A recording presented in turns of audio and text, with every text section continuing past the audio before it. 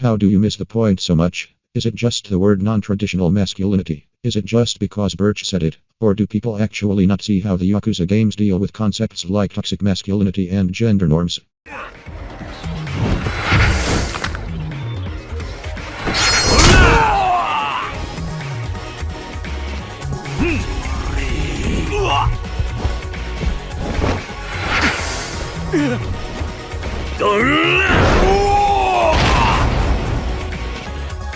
This story though is largely centered around the dangers of toxic masculinity even to men, and in the culture of Gamergate, where men's voices are the loudest. Perhaps this game in some ways is so necessary for the industry. どうして？ついさっきから店の外で怖い人たちが喧嘩してるんですよ。喧嘩？いや別に大丈夫でしょ。それくらい。何言ってるんですか？私レイプとかされたらどうするんですか？レイプ？君が？笑いました。あ、いえいえ。もう冗談じゃないんですよ。Seeing people get into something which they would usually claim to morally oppose is always an interesting thing. You see, someone like me doesn't really give a fuck about the values something actually has and whether they necessarily match up with mine. But with the recent success of Yakuza over in the West, we're seeing some pretty crazy takes.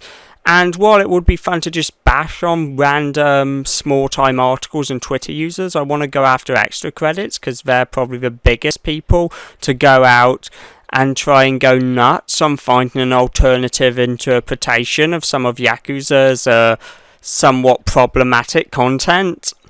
Now, obviously, I've cut some stuff, but I don't feel I've done anything to necessarily take away from their point. I've just presented the stuff where they actually do, I guess, make a point and try to explain how flawed it often is. We have to start with Mr. Libido. In Yakuza 0, there's this collection mechanic where you basically collect trading cards of real-life Japanese porn stars. Very real women who have little or nothing to do with the game. So what do they have to do with the game? Well, actually, a bunch of these women are based on actresses used to model some of the female characters in the title. Extra credits didn't mention this because it made his argument look a bit stupid.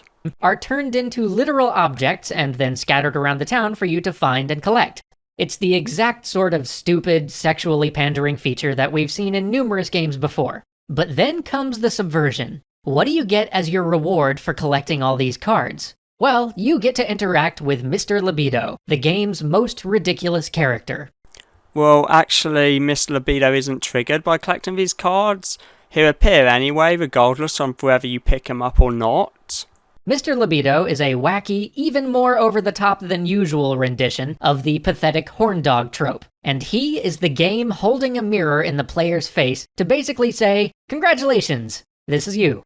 Remember that word pathetic because it's going to become important by the end of this video? All Mr. Libido wants to do is look at these cards and fantasize about the women on them, and the game is basically suggesting that if you too are all excited to... 金あるところに女あり、歓楽街を怪しく彩るセクシーな女たち。ファイト！キャットファイト！ケレクラ。 rather than doing all the other fun stuff the game has to offer. It's not especially mean about it, but it's meant to make you realize how silly and juvenile this activity is. Projection is all I have to say here. Both in this game and in all the other games that feature this sort of thing. Then there's the scene where a literal child asks you to buy porn for him.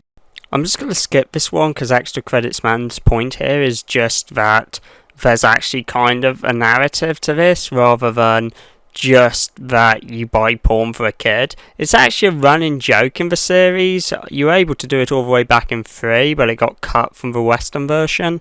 Then there's the Dominatrix. This one's really just about bringing in aspects of sexuality that not everyone might feel totally familiar or comfortable with. Now, usually these scenarios are played for laughs, as an opportunity to mockingly say, "Isn't this weird? Everyone laugh at the weirdos." You mean like that Mr. Libido guy? But that's not what's happening here at all. The humor here plays completely differently. The comedy here is instead that the professional dominatrix is simply too shy and polite to be good at her job. In other words, they're showing more than the bare minimum degree of creativity.